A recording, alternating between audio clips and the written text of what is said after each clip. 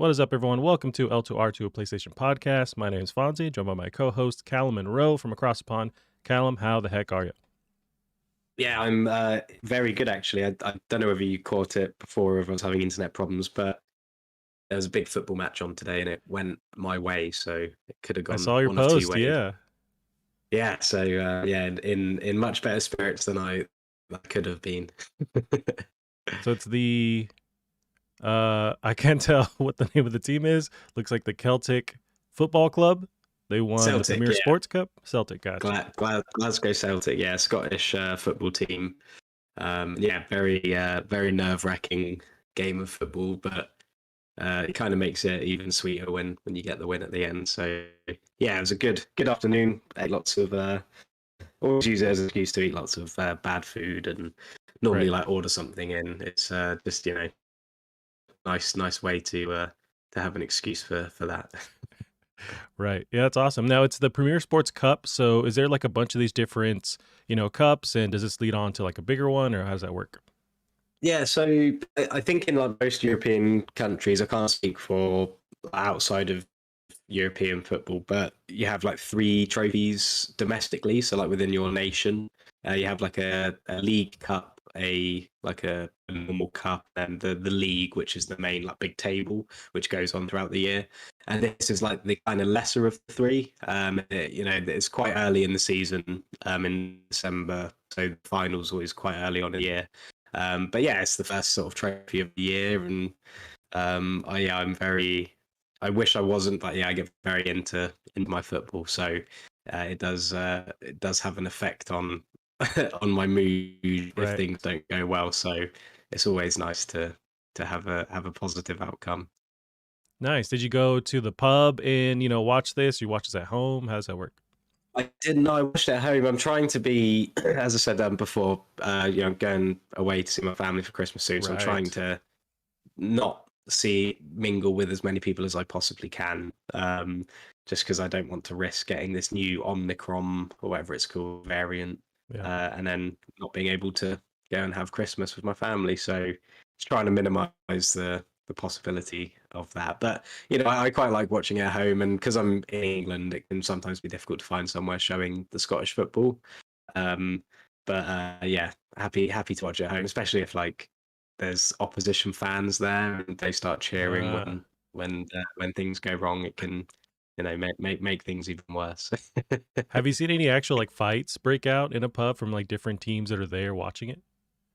I don't think I have actually. I mean, it's always, I think, because especially in England, it's very common to have people watching games in pubs and having like both sets of fans. It's always like a bit of banter. I mean, it can obviously get very serious and out of hand. But yeah, no, I don't think I have ever seen it. It's always been pretty nice. But I think being someone who lives in England, but sports wise, is always a supporter of Scotland. It's like the old rival of England. It's always quite fun. Me, sort of, and my dad as well. If we ever go watch like Scotland, England in football or rugby or any other sport, we'll tend to be the only people cheering. Yeah.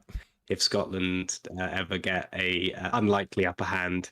But yeah, no, we've always come out unscathed. I think there's like a general etiquette at pubs. It's different at the ground, like actually when you're watching it live. But in pubs, it tends to be pretty good fun. Gotcha. I was hoping some cool stories where you break a bottle over someone's head and have to run away, Fortunately, but not. nice. That's good. That's good.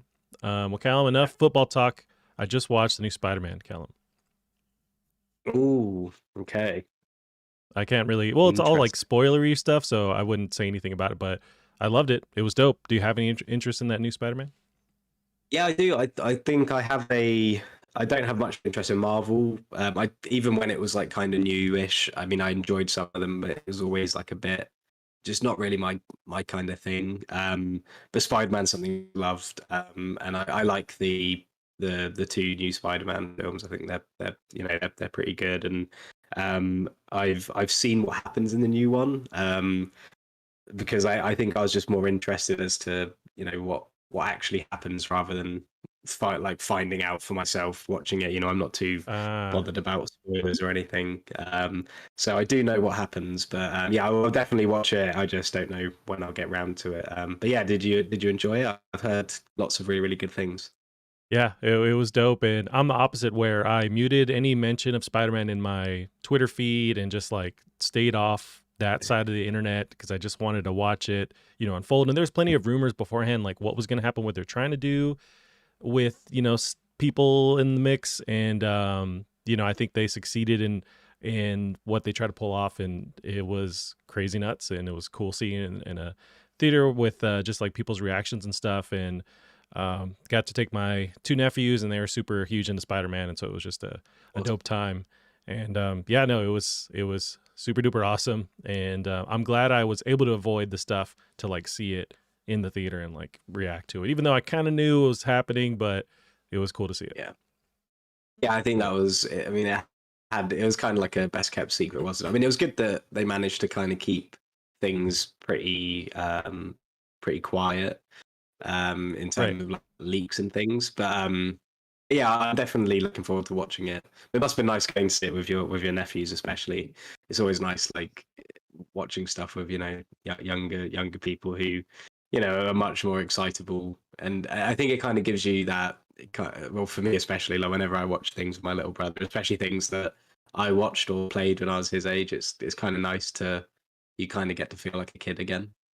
Right, right. And I grew up with those original Spider-Man movies, and so it's a cool way to like just experience that whole history, especially like in this movie, the stuff that happened. So Hmm. yeah, no, it was really, really cool. And then next week is the new Matrix movie, and I cannot wait for that. I'm just a huge Matrix fan, but I'm debating like maybe I just watch that at home just because it's like possible and it's easier. But I'm not sure. Yeah. I'm staying up at night worrying about what I'm gonna do. Yeah, yeah, I'm excited for Matrix. It's I remember the series kind of ended on a sour note, so I'm interested to see whether because I think we've seen a lot of films that have sort of Terminator, and there was something else as well. Like Halo, I guess, where they've returned to like popular series that kind of ended on a kind of sour note. So I'm interested to see how whether Matrix is successful in kind of bringing back that kind of mystery that I think the first film had, and then it was maybe for me anyway lost in the second and third movies where it got a bit more actiony, a bit more um, it didn't really have that same mystique for me. So I'm hoping that it kind of just is a bit more yeah, less of the big jellyfish robots and mechs and things, and more of the like tricky kind of mysterious what if kind of moments. But yeah, really really Right. excited, and it's really cool that we get to sort of see this film series come back. Yeah, I'm stoked. And it is weird where the first one was so revolutionary with the special effects and just kind of a really weird, almost like an anime taken into live action. And it's kind of hard to replicate that. Like there's a second and third movie, and they go more into the lore, and like it's debatable whether they succeed or not. But you also can't, you just can't replicate that first movie. So they're always in this hard area where it's like it's hard to be more successful in that first movie because it was new and it was something different. So, and we don't get a lot of movies that really push that often. Yeah. At least nothing comes to mind where it's like, oh shit, this is the new kind of push in cinema that's revolutionary, at least with like action and effects and stuff. It's all kind of CG's dope across the board, so it just kind of all looks cool, but it's just something special about that one that really just push what was possible in movies. And yeah, it's always has a special place in my brain. Yeah, definitely. I think you're right as well. The first movie is so difficult to follow, and that's probably why the second and third were maybe a bit more divisive, because it's similar to what I think I said last week about the New Horizon game, where I'm not that excited for the second game because the thing that made the first one so good was like the mystery around the story and the world. And as soon as that's gone, and you find that out at the end, same in the Matrix, and you find out exactly what the agents are and what the Matrix is and everything, it kind of does lose that um, kind of intrigue that it had. So yeah, I'm really really interested just to see how they kind of tackle it and how they're gonna because they probably won't be able to give that same feeling the first film gave us. So that's what makes it more interesting, is to see how they do approach it. Yeah, I'm excited. I'm also keeping my expectations super duper low. So if it's terrible, Yeah, I'm like, okay, then hey, yeah, we had fun. But I'm just not expecting to be like, my eyes bleed out and I'm just at some kind of new moment that I've new dimension that I've witnessed. It's like I'm just expecting to have a good time and we'll see how it yeah, goes. But did yeah. you play anything this week? Play any video games? I did actually. So I finished Halo, which I'm Ooh, sure me too. we'll chat about. And the other two games I've played, which I think are, I mean, I know one of them's definitely on PlayStation, but let me just quick check. Is I played a little bit of Aliens Fireteam Elite. I want to try that. What'd you Um, think of that? yeah, it's the gameplay and everything is very like basic, and it doesn't really do anything terribly special, but it has a very it's quite refreshing because it has a lot to unlock, and there's a lot of progression, a lot of reason to replay missions, and level up your class. You've got lots of different classes, lots of different weapons, lots of different attachments, all that have like their own levels, and lots of cosmetics that you only unlock from playing the game. There's no microtransactions, and if there are, then they're not invasive enough for you to realize.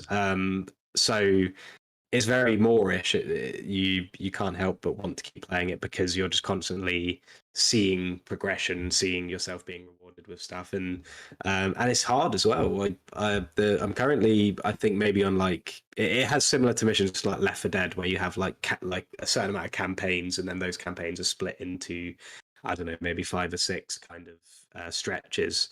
And yeah, I'm very stuck on what is like a part that's like much harder than the rest of the game I've played so far. So, but yeah, really enjoying it. It's nothing special at all. It's just follows the right kind of formula. I think that we maybe don't see as much anymore because everything's about microtransactions and maybe not focusing too much on giving you like a solid, rewarding progression system. So that's kind of keeping me interested.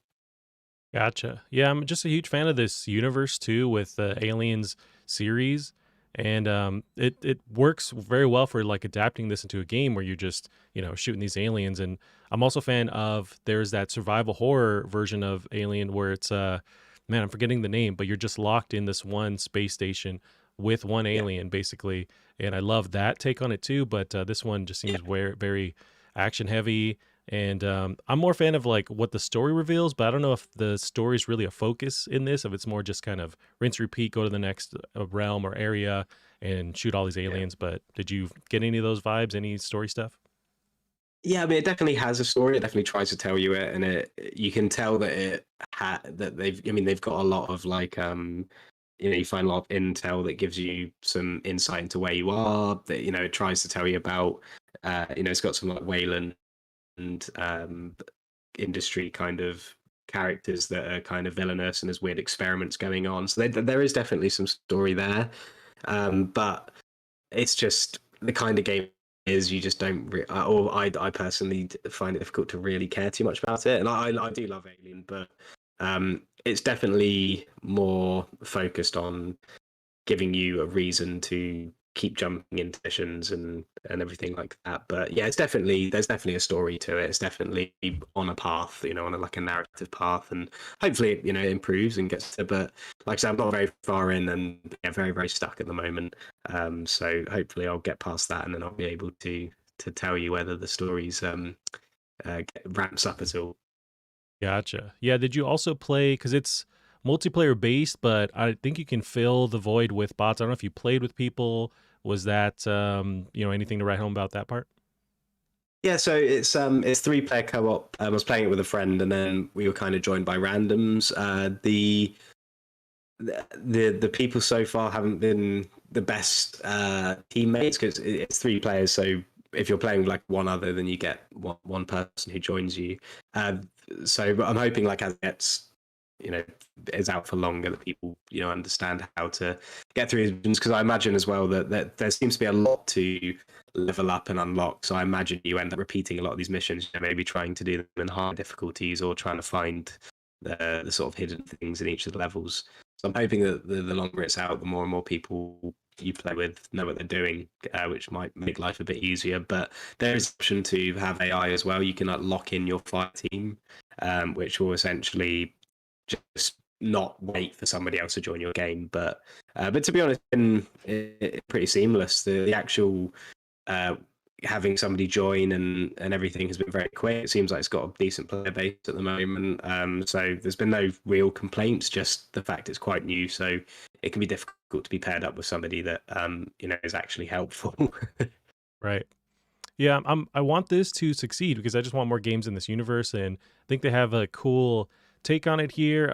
I would more prefer something that's just single player based, but that's me. I think they also need a. That's the reality of the industry right now. It's like you gotta make money somehow. So there's the microtransactions, there's getting people on this, and there's a live service aspect to it. I get that, but I'm more of a. It'd be cool to see this kind of single player thing fleshed out. Yeah. Alien Isolation, I think, is the name of the game I was Yes. blanking on. Yeah. Yeah. And that one But I never. Sorry, I was going to say that's one thing about fire teams is like you said, it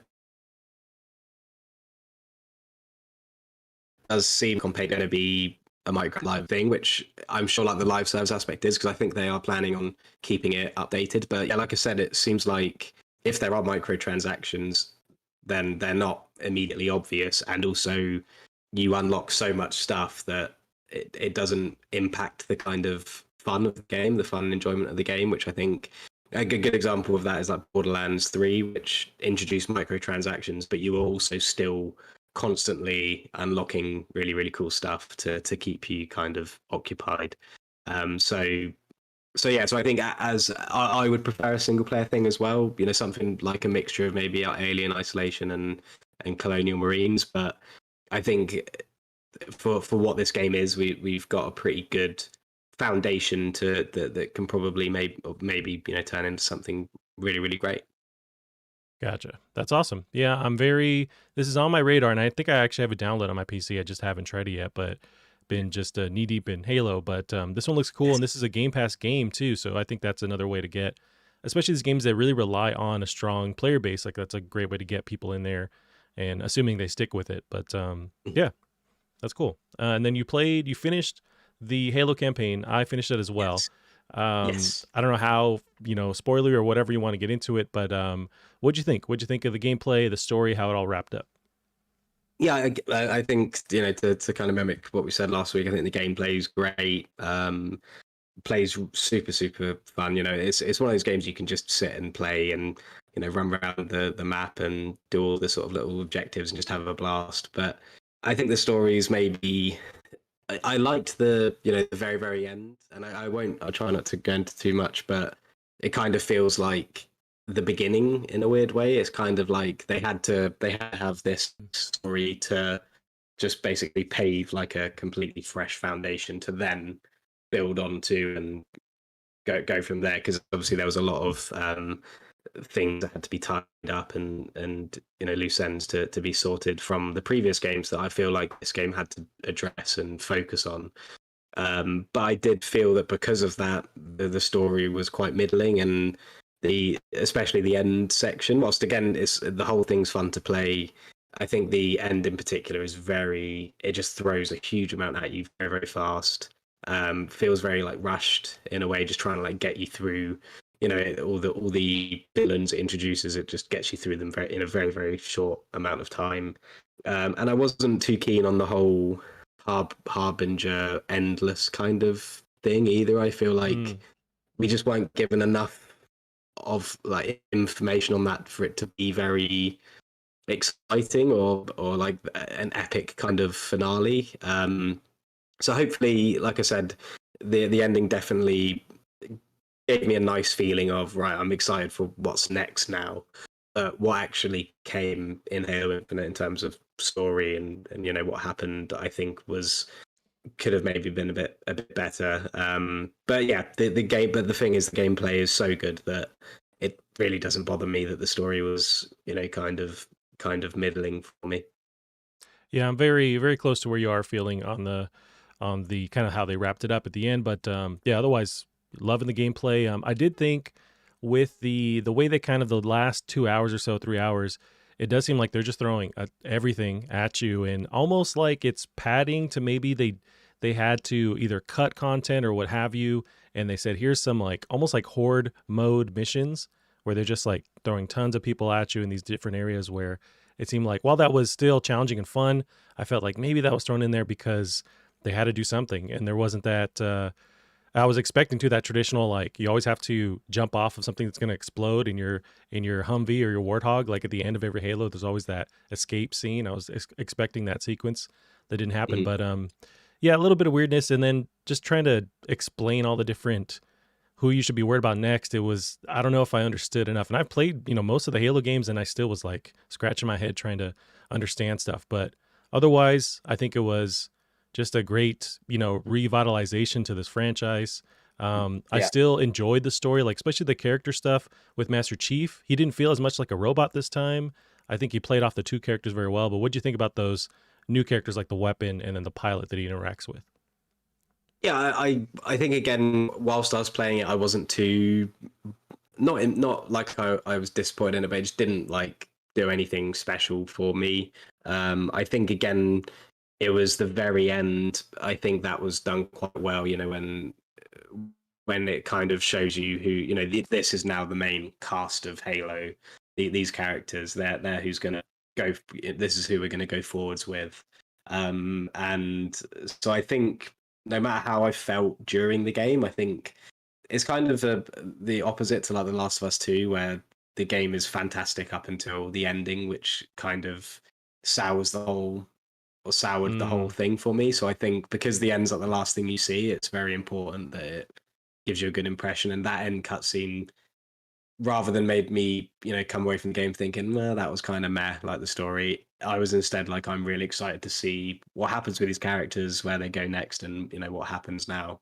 I just feel like it maybe had to have this kind of wishy-washy to and fro story to just close off what had come before, which it isn't easy as well. If you think right. how big Halo is as a series, how much people love it, and how massively it nosedived, it was never going to be pulled off perfectly. So I think there's a lot of context to think of there. But yeah, I think the characters were fine. There was nothing really wrong with them. Um, and then but yeah, it wasn't until then where I actually really felt like, right, yeah, I think these guys gel quite nicely together. I'm interested to see where this goes. Yeah. Excuse me. Yeah, same. Just what a fantastic time I had with this game. I think I sunk a good 20-ish hours, maybe more than that, because I could kind of sense I was getting towards the end and I wanted to still experience the open world aspect. So I was kind of checking off different things around the world I needed to collect and unlock and had a blast. I'm also very curious with how they proceed with the next, mainline storyline, because with Halo Infinite, 343 has said that, this is it. This is Halo for this generation. So there's not going to be a Halo Infinite 2. They're going to start to add stuff to this main, to the same, this game that you download. And Halo Infinite stays on your console, and then you get these updates, I guess, with storyline. It's going to be very weird with how they add these new components, whether it's something you buy down the line, it's the, continuation of the story. They're going to almost like how they treat multiplayer where they keep adding to it. It's going to be the same kind of aspect for the campaign, I imagine, or they just focus on campaign going forward, but they do leave stuff untold that they could continue on. And does that mean we stay on this ring? Do they unlock other parts of the ring? I don't know. It's very interesting, but I don't know how they're going to proceed with adding stuff story wise to this game. Yeah, I don't know either. I think it could be something very new that we haven't seen before. We've seen with like Master Chief Collection that does quite a nice job of like having like a compilation of like Halo 1's story, Halo 2's story, Halo 3's story, and you can install and uninstall the different parts of those. Maybe that's already a tried and tested thing within that franchise, that maybe they could do something like that. But if perhaps they are just using Halo Infinite as the hub or as the compilation of the future story stuff, and then just one multiplayer, which I think would be very new, would be an interesting way of doing things, but it would just also allow them to tighten up visually things and maybe add some gameplay tweaks to possible sequels or however they do it. But yeah, it'd definitely be interesting. But yeah, I've definitely come away with a good feeling, which is the main thing. And yeah, I am really excited to see what comes with it as well. Yeah, and this to tie it, I guess, back to PlayStation. I'm hoping this scares PlayStation enough to for them to go, "Hey, we need some kind of first-person shooter presence on our console." I mean, they have we talk about it over and over again. They have these great properties that they can bring back to life. It's going to take time for sure if they're just starting now. I can't imagine that they haven't been conscious of this, but yeah, you have Killzone, you have Resistance, or a new property. It's like, man, bring this there where they have this kind of response because they've just focused on these third person action games, which are dope. But there's this huge void there on PlayStation that I think could be filled with some kind of existing property. But it seems like it's not a focus and it's very strange.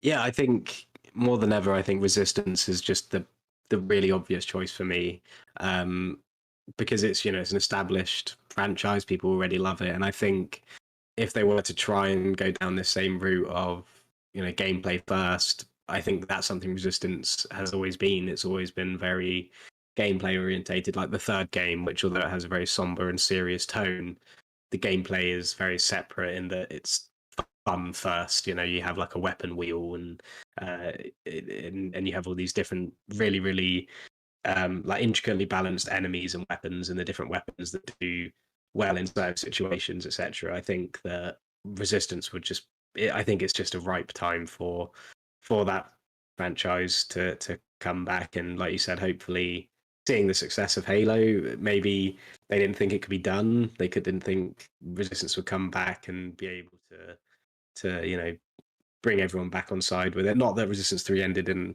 a bad way, but it's still going back to a well-loved series must be scary. So hopefully this gives them the push they need, or maybe they have been working on something and they're just being quiet about it. I mean, we know how much Insomniac like to tweet about Resistance and things, which Yeah. might be nothing, but some it's all we've got at the moment.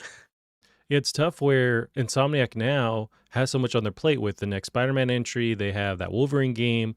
So it's like, do they have enough time to also split further and work on this reboot or the next entry of Resistance? It's tough. And then does that mean maybe they give that property to somebody else internally with PlayStation? But then is it the same if it doesn't have that uniqueness that Insomniac brings to it with the way they handle weapons and whatnot? It's weird. And then you have Killzone with Guerrilla Games. They're doing Horizon. And it seems like it's all hands on deck there. But maybe after that kind of slows down the development with Forbidden West, maybe they have the time if they haven't already split off to bring back Killzone. It's interesting, but it's like a lot of these big studios have stuff already in the mix, and it seems like they're already super busy. So, but then if you give it to somebody else, it's not going to be the same. So I don't know what you do. Yeah, I think. I mean, for me, it would probably have to be go to somebody else, just because those studios have moved on now. But the thing is that they're probably completely different studios now as well. Both of them, both Insomniac and Guerrilla probably have very different teams and different ideals and different objectives now. So I think it would probably maybe even do it better to give it to somebody else who can really reassess the sort of goal with it with a new project like this. But yeah, I just hope that I mean make more Resistance more than Killzone, just because I think Killzone is good, but I just don't think it has enough in like today's climate to really pop or excite as much as Resistance could do. I think Resistance is just a far more interesting kind of and potentially exciting kind of world, especially when compared to something like Halo. It's just a lot more sci-fi than Killzone is. Killzone is of course sci-fi, but it's a lot more grounded and serious, and um, doesn't have as many big, colorful set pieces that Resistance could have. So yeah, I mean, hopefully we'll see something. I just want to see more games. Right. Yeah, it's interesting. And I wonder if they are worrying or, looking at the success of that and thinking maybe we need to have a presence there or not. And then they just kind of make these deals with third party. Like they have a good deal with Destiny 2. They always promote stuff there. You have Call of Duty that they have their promotion connection with that. So it's like maybe they just focus on these other third parties. You saw Deathloop that came there. So But then as these studios get acquired, it's like you don't have that. You can't count on them always being there as you would like an internal studio. So I don't know. But as an FPS fan, I just want to see more presence there on PlayStation. And then it just helps that competitiveness with Xbox. But right now, they really own that space as they kind of have for a while now.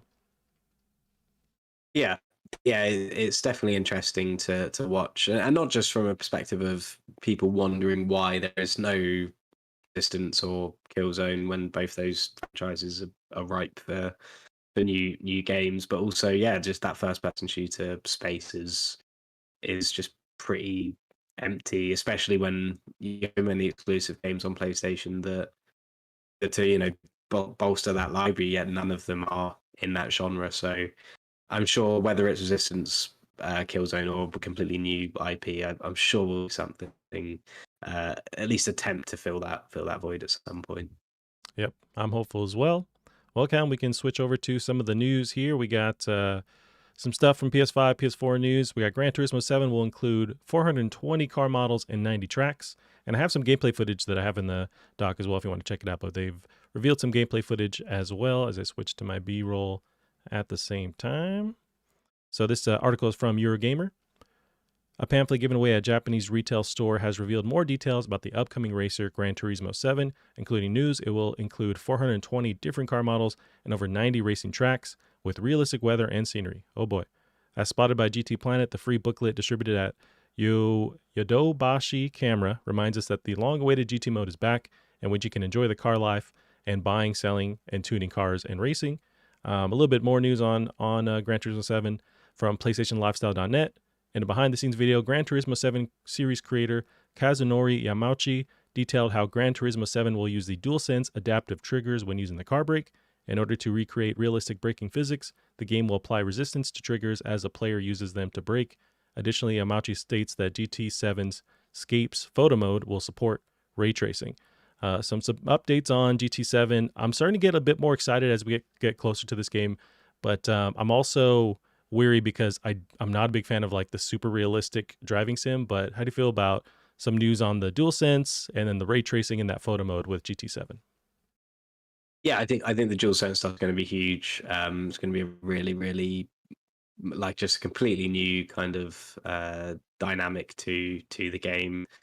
Just like a completely new dimension to racing games in general. And yeah, I'm really excited for it. I mean, I do like Gran Turismo. I don't think it's been as fun as of late, but I think the 420 cars sounds like they're going for less cars, which maybe will be better because I know that especially Gran Turismo 5 had something like 1,000, like over 1,000 cars, and it basically got to the point where a lot of them didn't have much detail on them, and you couldn't even have like a cockpit view just because there were so many.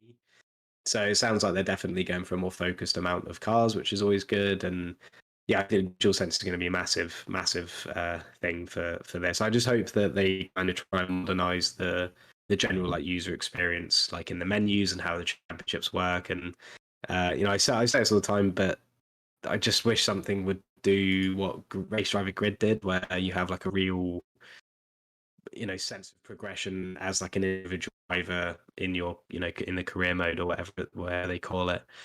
So I think that would just go such a long way for something like Gran Turismo or just the track racer in general. I think the two track races that do it best is Grid and Need for Speed Shift as well did a good job of making you really feel like you're working towards something.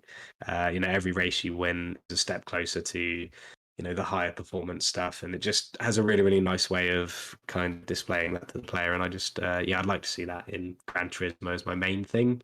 But yeah, I think the DualSense is going to go a long, long way. Yeah, that's what's exciting for me as well. Just getting my hands on those features with the realistic feedback, and you have the triggers adapting to braking and whatnot. Like that's a really cool, unique thing that I think was missing. That kind of presence was missing on Forza Horizon 5, where they just don't have that tech, and so you don't have that feedback. And it just could be another cool aspect of immersion, and this will have it. I think the trade-off is it's not going to have that same, obviously the same open world, maybe arcadiness And that's where I think I have that disconnect where I don't know if I'm gonna have fun with this, but it looks very pretty. I also want to see this in action. I want to see Digital Foundry do their super nerdy breakdown of everything on it. And I can't wait to see what people think of it too, and all the different conversations that we'll see unfold, whether how this compares to Forza, even though they're not the same thing really. But yeah, I'm excited to see what people think of this. But this is coming soon, 2022, March 4th. It's coming to PS4 and PS5. So it is coming Yeah, it's down the soon line. actually. It's Right. sneaking up, isn't it? Yeah, really early 2022. So you have February is when Horizon Forbidden West launches. Then you have March with GT7. And then at some point, God of War is in the mix. I think they just have the 2022 date applied to it. But so Yeah. it's starting to stack up now for PS5 coming into the next year. Yeah, I didn't even realize Horizon was February, to be honest. I think just as soon as I think of a 2022 game, I just don't even like put into, perspective where that is Right. like from now. So yeah, now it's definitely starting to come to fruition when these games are coming. I'll definitely need to do some sort of recap for Horizon, because I mean, I played that when it first came out and haven't played it since, so I just remember absolutely nothing. Well, Um there's robot but yeah, dinosaurs, and that's about all you need to know. yeah. Yeah. Alrighty, Colin, we got the next one here. We got some cool stuff for the PS5. Sony is finally releasing official PS5 covers. So coming 2022 for right now we just have the US pricing, $55. That can maybe be what, $45 or $60 around in the UK. But they're releasing in 2022. And they also announced 3 new colored DualSense controllers coming out in January 2022. But how do you feel about them finally releasing their official branded covers? There was that drama with Dbrand and other third-party stuff where they were shutting them down legally, and now they have their own covers. And what do you think about that price? Yeah, I think the price is.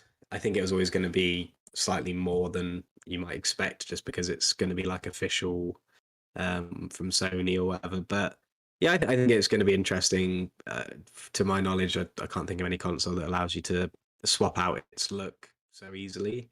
So it kind of means that eventually the PS5 probably isn't going to have like a default look to it, which is going to be interesting. But they're very they're very out there colors, aren't they? They're very Yeah.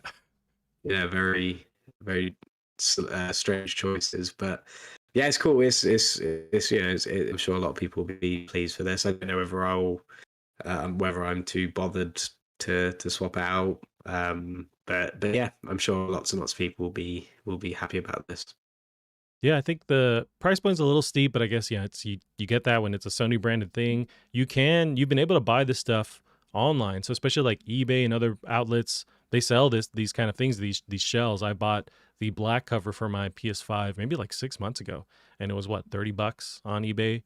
So Mhm. it's possible you can buy different colors already. I've bought a replacement shell for my DualSense that I did a couple months ago. That was like a see-through purple. So it's like that stuff already exists. You can do it, but this is branded from Sony, and yeah, they're very bright colors. So I think the colors aren't just they're not just bland. It's like you're making a choice to be super vibrant and do that, and it's cool. They look cool, and they're not hard to replace. Like the actual fins, those things that pop out, super easy. So good on you if you want to get something like that. But the Yeah. controllers look. I'm such a weirdo where I do like really bright, just flamboyant stuff. So it's like if I can get the pink controller with the blue, I'm going for it. But they are steep too. Like they're still like 70, $80 for controllers. So I'm like, I'll just stick with my my one controller that works fine. Yeah, I got a black controller fairly recently, and yeah, they are a little bit steep, but I think, what are they, like 10? I mean, I think in the UK they're like £10 more than an Xbox controller, and now Sure. I've got an Xbox. I think that kind of makes the DualSense better price, because I think the Xbox controller is like incredibly cheap feeling, especially like the buttons. They're very loud and just very plasticky. So I Mm. think that yeah, I think for the price difference between the two, controllers out there, I think it's probably not too bad. But yeah, I mean, for anybody spending that much money on something that is essentially not needed, if you already have a working one, or you don't need one because you don't play like two-player games or anything, then Right. yeah, it's pretty expensive. Yeah, and I do like to collect stuff and just waste money. So I'm definitely gonna buy one of Yeah. these. I think at some point. Yeah, no, I know that feeling. Alrighty, come. We got the next one here. We're talking about Forza. We got a little bit of news on that. Guerrilla shares PS4 screenshots of Horizon Forbidden West. It's from pushcore.com. The Last of Us Part 2 is proof that the PS4 is still capable of putting out some fantastic looking titles, and it appears Horizon Forbidden West will be up there too. Developer Guerrilla Games has shared 4 screenshots of the PS4 version, and it looks great. So I sent you those same screenshots, and I do want to see some actual gameplay of Horizon Forbidden West on the PS4. But so far from the screenshots, it looks amazing. It does, yeah. It looks great, and I mean, yeah, it would be much better to see it in motion and see how things kind of stand, when everything's moving, because you never know. It could be photo mode. It could be they're running a certain setting where it's like 5 FPS. Right. Yeah, it looks lovely. And yeah, if it looks even a little bit like this on PS4, I think people will be pleased. I think even if it looked like a reskin of the first game, I think that would be fine as well. I think the first game still looks great. But yeah, it's impressive. It's always impressive to see how they can squeeze like so much juice out of these machines, especially considering how aged the tech is now, and how good these games continue to look. Yeah, they might have a benefit of launching the original Horizon on PS4 and just having that same, engine. I mean, it is the same engine, but like having that same spec that they're shooting for, and then just unlocking it on PS5. So as long as it runs there, there's nothing I imagine crazy revolutionary that's on the PS5 version. Maybe it's faster loading in addition to the higher resolution and what's going on.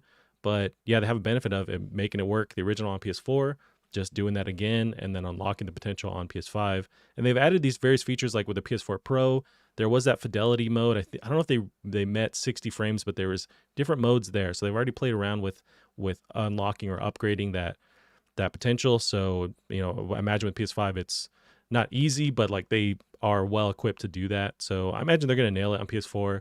It's just I want to play this on PS5. I want to see the absolute everything unlocked and what it can do. So, and I can't wait. So just like 2 or 3 months, right? March, February. That's not very far from now.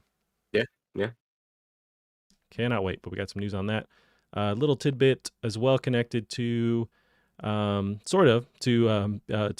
a Horizon Forbidden West, or just PC ports for PlayStation. But we got Nix's software is already helping with recent Horizon Zero Dawn PC patches. PlayStation Lifestyle.net had the article. Just months after being acquired by Sony, Nix's software is already helping deliver patches for the PC version of Horizon Zero Dawn.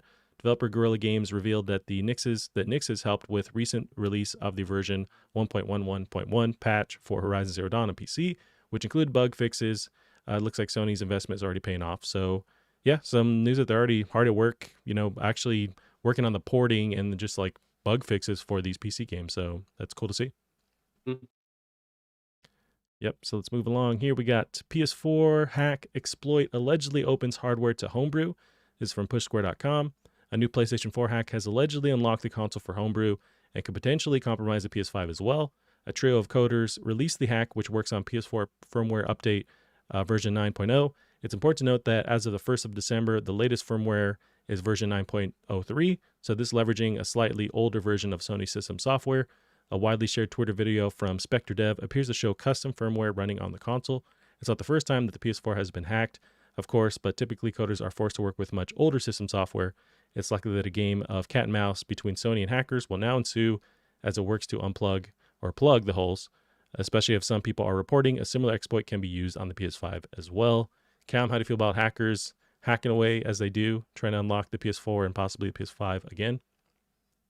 Yeah, I think it's going to be just one of those things that happens just all the time. It's a hobby for these people, and there's some pretty cool stuff that normally comes out of it. So I'm sure the back end team at Sony will have their work out for them. But because it is such a common thing, I imagine they have like whole teams dedicated to this exact kind of defense. So, but yeah, it's always interesting to see people compromising these systems, and as the PS4 kind of fades further and further into last gen, I'm sure that more and more of this will start happening.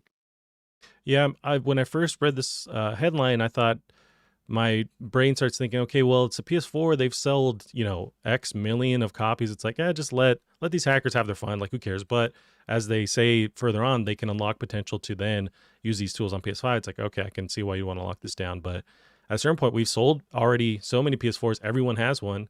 Just let them have their fun. As long as you can, maybe you make a handshake with them and say, okay, leave the PS5 alone for the next 8 years. You can have the PS4, and then everyone's happy.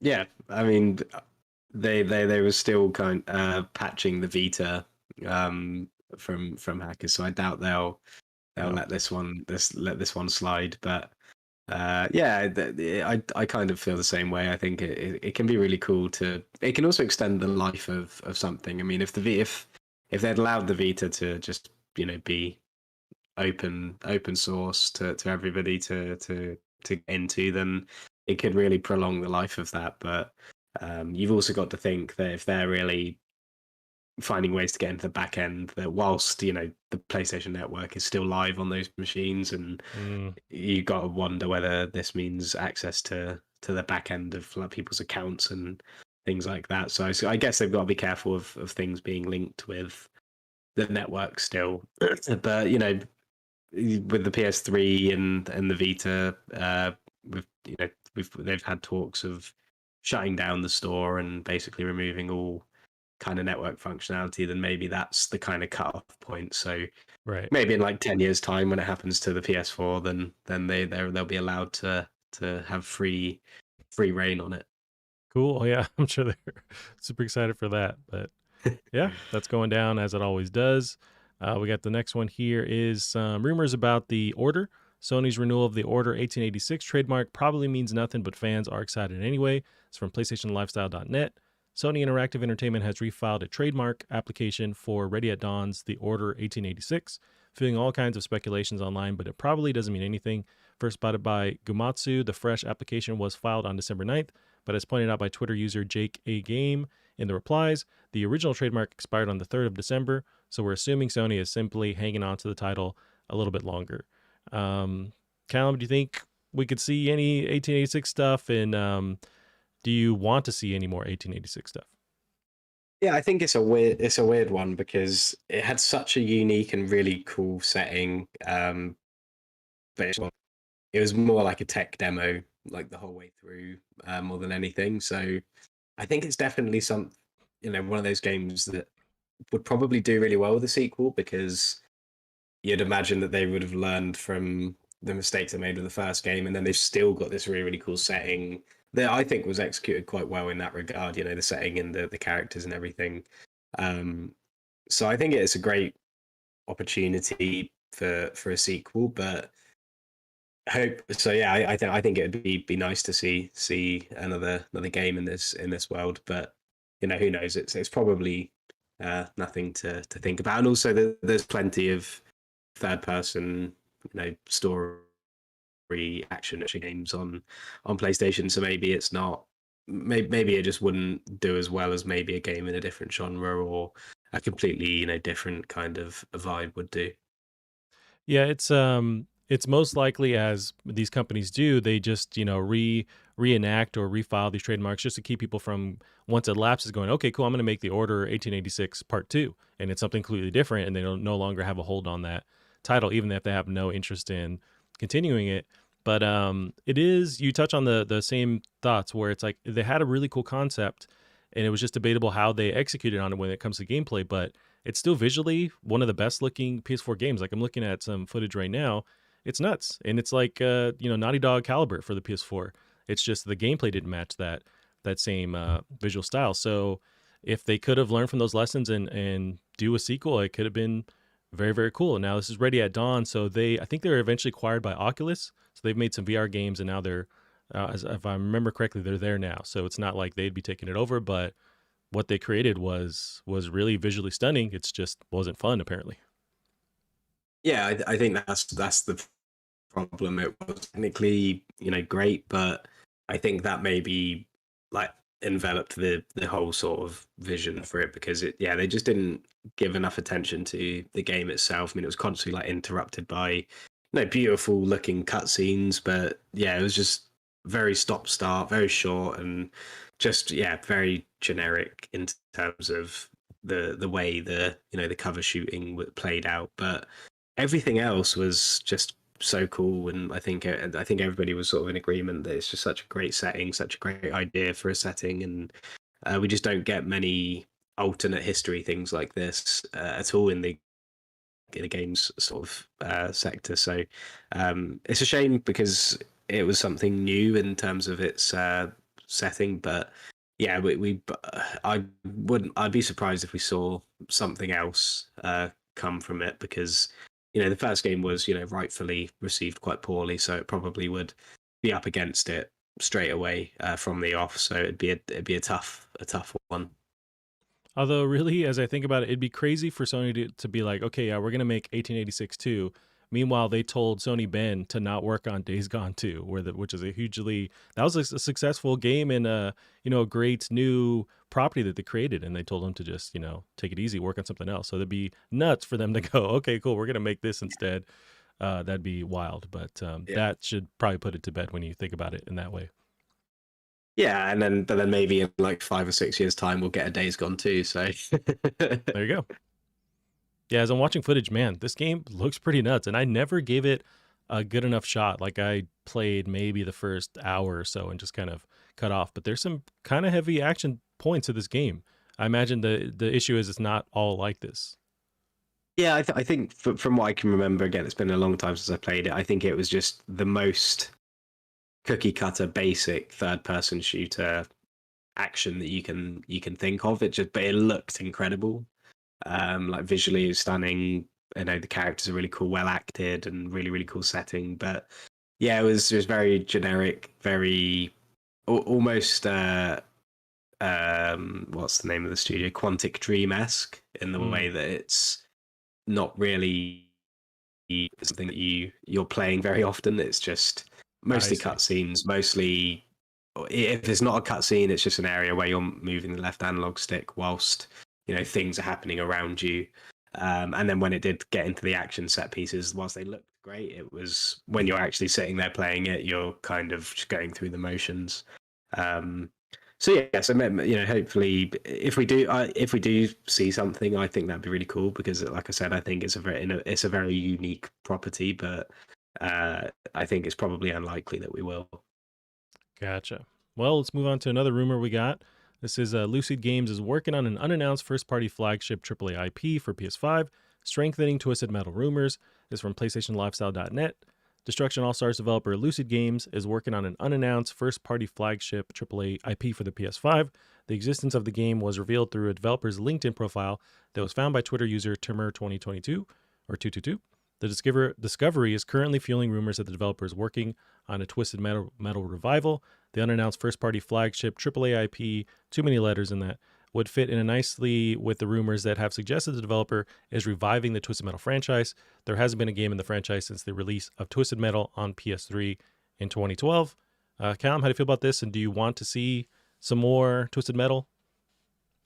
It's not really a game series I played, so I'm kind of indifferent about whether or not to be excited about getting it. But Destruction All Stars, that was the PS5 PlayStation Plus game. Well, I'm just double Yes. checking that. Yeah. So yeah, I think it. I mean, I think on paper it makes sense that they would be making it, because I think that game came out very felt like a kind of experiment. It was free on PlayStation Plus to everybody. Experimented with a lot of things like the haptic feedback and they had like very detailed characters and things like that. So I think it would make sense that they sort of put that out to see how people reacted to it, and to kind of maybe get some like foundations as well in behind the scenes. But from what I remember, I don't think Distraction All Stars was very well received at all. So it surprised me if, well, I mean, I know that they obviously are working on a flagship AAA IP, but yeah, I kind of would be interested to know how, what the whole kind of objective was with Distraction All Stars, and because it obviously did what it set out to do if they're working on this game. But yeah, from what I remember, that game did not please very many people. I mean, I played it a little bit and it was cool. It looked great, and it definitely had a cool kind of personality. But yeah, I personally wouldn't be like massively excited for the next game they were doing if it was to be similar to that game. So, but it could be completely wrong, and that could have just been something for them to get something out and get people talking about, or get people sort of feedback on that game to see how they could then incorporate that into a much bigger project. But yeah, it'll be interesting. I noticed Metal's got loads of fans, and there's a series coming out or something. So I'm sure that'll probably be talk of the town when that does come to fruition. Yeah, there is that Twisted Metal. Is it a Netflix show or some other kind of property? They're working on that too. Yeah, that's you bring up some good points where, and I wonder how often that happens in game dev where they make a deal to make some game, but also they understand that if this works or this is kind of a test run to see the next big thing after that. I wonder how often that happens, but this would be a good example if that's what's going on, where they have proven, and whether it's fun or not, it's debatable, but they've proven that they can build the bones, the framework of what would be eventually a Twisted Metal with that Destruction All Stars. And it seemed like they nailed everything. It just wasn't anything that latched on to me personally. Like it was fun, just not fun enough for me to keep playing it. But maybe you throw in the actual property of Twisted Metal, becomes something different. So I do, if this is valid, if this is true, I think they could make something cool with it. And I think a lot of the heavy lifting would be the fact that it's Twisted Metal as a tagline to get people interested. But yeah, it's super interesting. I think they could make something cool. I just also don't really care about Twisted Metal. So I think it'd be the same situation. I'll play it for a bit and then not touch it again if they end up making this.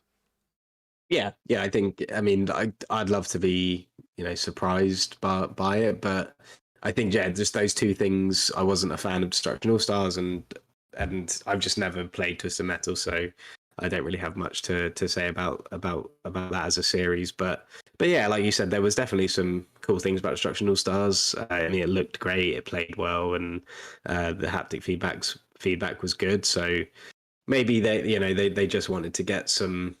And putting it on PlayStation Plus means that a lot of people must have played it, so Right. it might have just been a way of them getting feedback to know what works, what doesn't, before they, start pumping lots of resource into such a big project. So it'll be interesting to see. I mean, it's always interesting to see how a studio follows up something that was maybe received like kind of mixed reception. So yeah, it'll definitely, if the the rumors are true, then yeah, it'll be interesting to see what happens.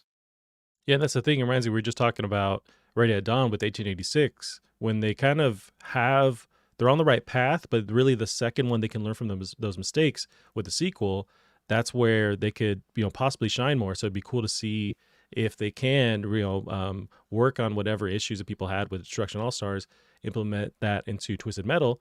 Could be dope. Like look at Naughty Dog with the first Uncharted.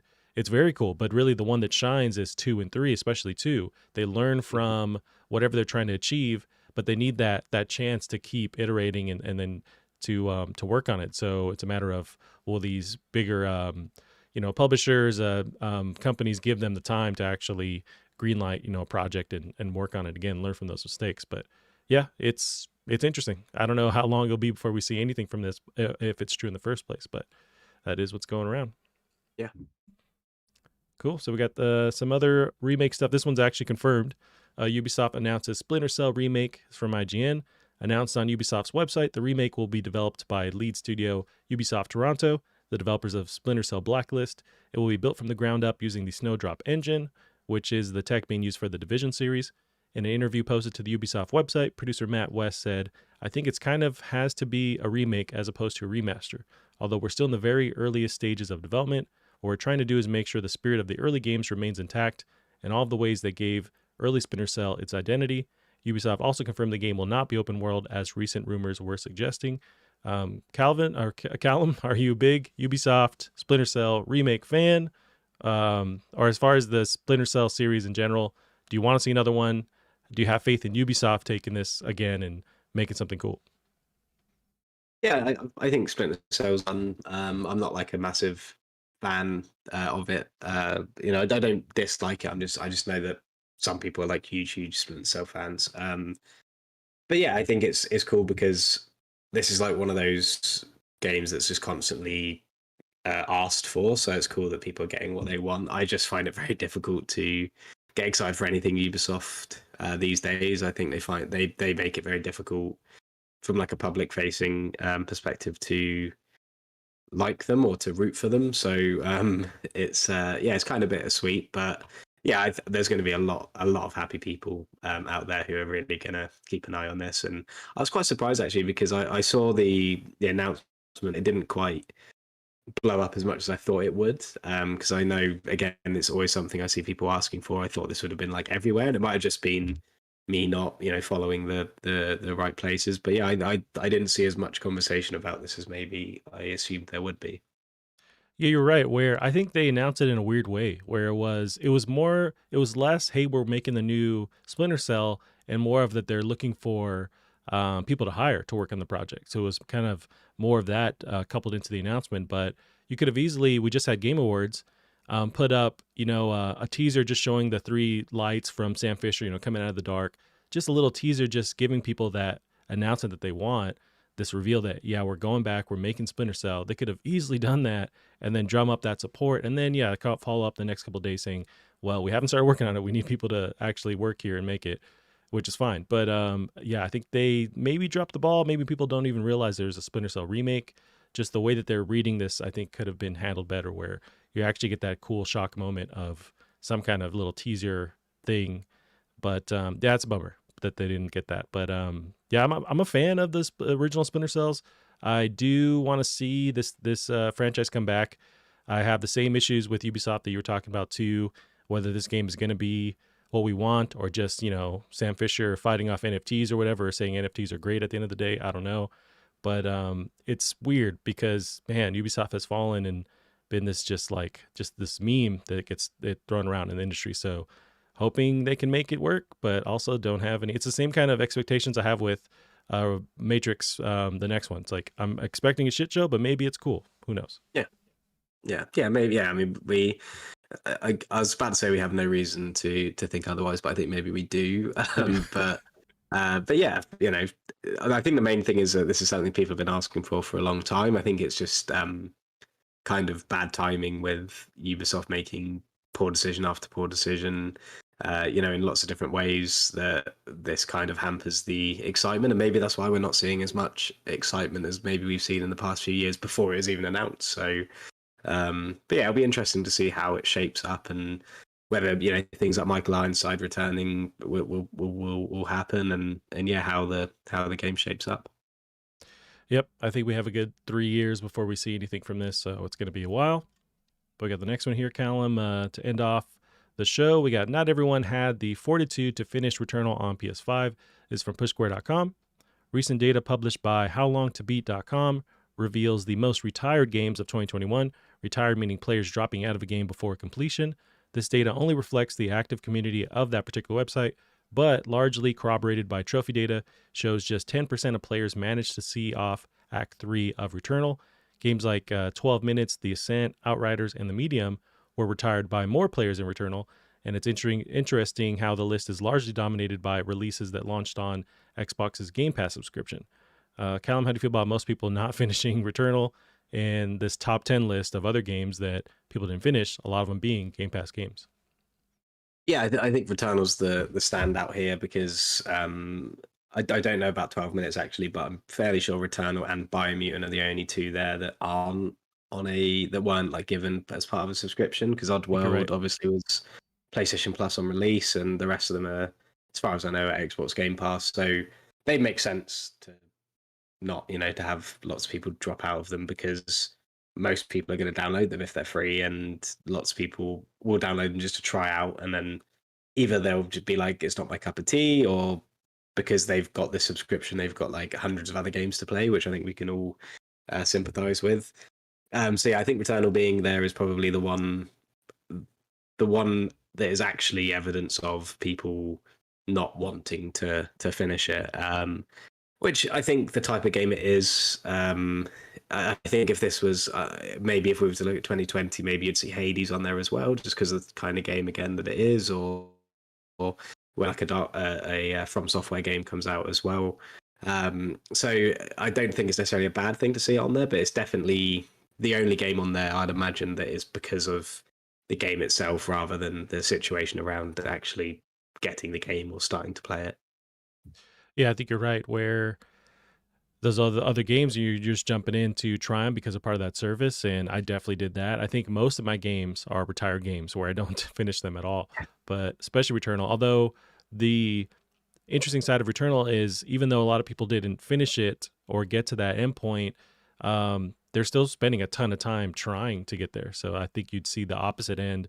If you see the graph of just hours played with that game, it's got to be nuts because we definitely tried and had fun in the process. But yeah, it's just a tagline where people are throwing around where it's like nobody finished this game or 10% of people finish this game, and Yeah. it's a tough one, but it's also built that way that you're supposed to keep replaying it. So it's a matter of did people latch on and keep seeing to see it through, or did they just give up? And I was in that boat for sure. Yeah, and so was I. And I think it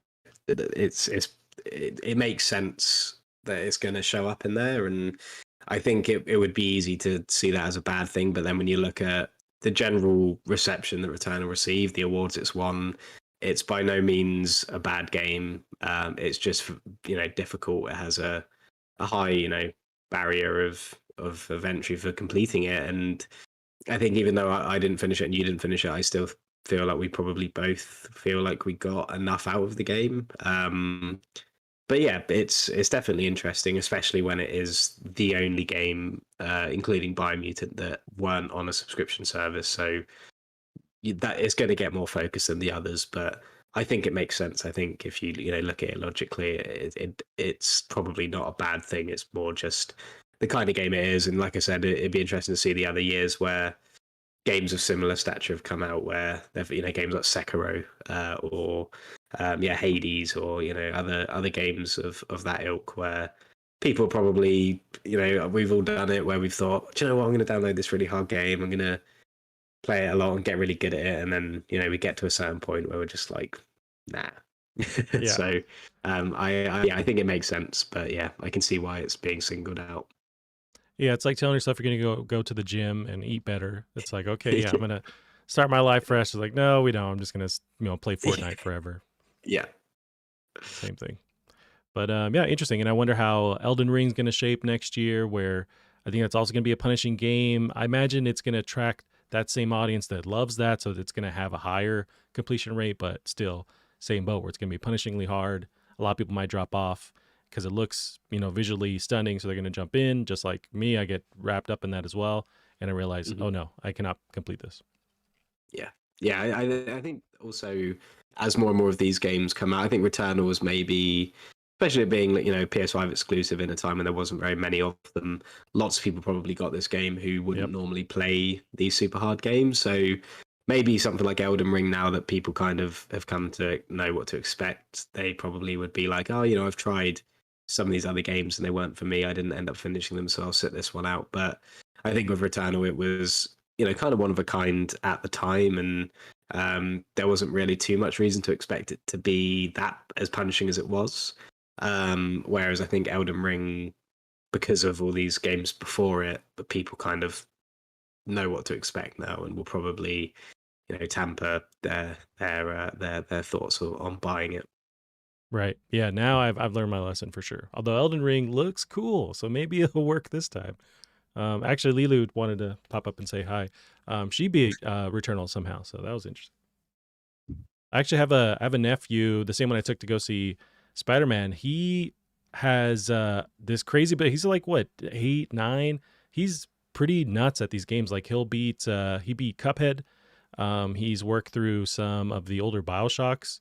It's crazy how good he is. He's way better at games than me, and he's already just started. But yeah, so I'll ask him for help on a lot of stuff. Well, it's like if you go back and play games that you used to play when you were a kid, that you would play with ease when you try and think back at it. If you play them now and you're just like, how on earth did I do this? Right. And I guess it's just your attention span. You have less things to distract you, and also more time, obviously. But yeah, same with my brother, who's now like 11. He just, if he's really into it, I think the problem with him is like he likes playing the games he likes, and I think that was the same when I was a kid. You don't have that fear of missing out when you're a kid. You just kind of play the games you like, and that's Right. it. But I think that means that the games you do like, you get really, really good at them because you just play them constantly. You get to know how it works and everything. So whereas when you get older, you try and broaden your horizons a bit. Not all of us, of course, but the majority of people who are really into games, I think, will try and play lots of different things. So you kind of don't have enough time to get as good at them as maybe you want to. In fact, I started playing Shadow of War recently, Mm, which I played when it first came out, and obviously it's not an old game by any stretch, but it's definitely aged. It's mostly its control scheme, and I've been like getting my ass kicked on it so much, and I don't remember it being that difficult. So even yeah. like, what is that, like 4, 5 years ago, maybe? Even now, like I've already like my muscle memory's changed because of like all the different games I've played since then. So yeah, and yeah, that's a big reason why I don't play multiplayer much anymore because kids are just they're just unstoppable with the Right. amount of time that they spend on it. So, but yeah, Yeah, they have time, and also they don't pay rent. They don't have to worry about the world ending like we all do. So it's like they just yeah, full force. yeah, I'd love switch to be off. Yeah. back to that. Yes, yeah, it'd be very nice. I'm worrying about my credit score, and my back hurts now, and it's like a whole thing. So Yeah. it's great. It's great to be alive, Callum. All right, Callum, we can end it there for the week. Where can they find you online? I am on Twitter at Bear Munro, where I'll probably be posting lots of celebratory things about Celtic.